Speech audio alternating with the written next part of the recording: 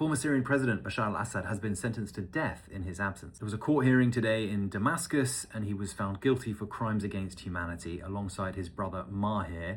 Both of them fled Syria in 2024, and they are now in Russia. These are war crimes that it's pretty clear Assad committed during the 14 years of Syrian civil war. It all started when people started protesting against his rule as part of the Arab Spring. His government cracked down, and it's thought something like 400,000 people were killed. I was in Syria when the war began. I've covered its consequences over many years, and in 2024 I went back to Damascus in the week that Assad was pushed from power, and we saw for ourselves the truth of what that regime was really doing. People who lost loved ones hold up the nooses that may have killed them. They want to show us, they want to show the world proof of Assad's brutality. The ropes that hanged probably hundreds, maybe thousands of detainees. This man confronts me. My son was 15 when they took him. Where is he? We want answers, he cries. He was taken 11 years ago. They all have pictures. They all have stories. In the depths of the prison, tiny cells with no windows. And in another room,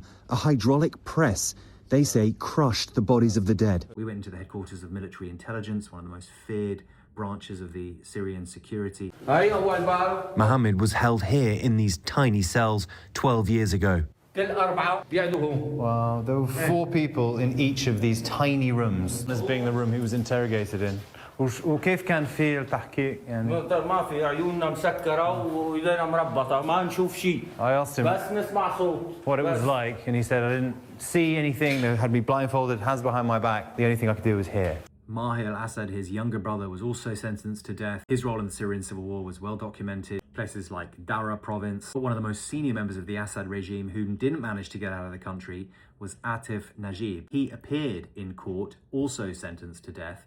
He's a maternal cousin of the president. He's a former brigadier general. He was head of the political security branch in Dara province. What's happening now in Syria? Well, the leader of the group that took power, Hayat Tahrir al-Sham, which was an al-Qaeda affiliate, is now president, Ahmed Shara. He has been trying to consolidate power. He's done an extraordinary job on the international stage. He's made good friends with President Trump. He's wooed Emmanuel Macron. He's getting Syria removed from the list of terrorist entities so that there can be more investment in the country. There are real concerns from Syria's many minorities, the Christians, the Druze, the Alawis, the Kurds. All of them have seen some brutal attacks over the last 18 months or so. Sarah's supporters will say, well, there are gangs in Syria that he still hasn't been able to control, but give him time. He's the kind of strong man that can do this. His critics say he is part of the problem. There's still so much that's unclear in Syria. But as one dictator is sentenced to death, millions of Syrians are hoping this isn't the beginning of a new age of dictatorship.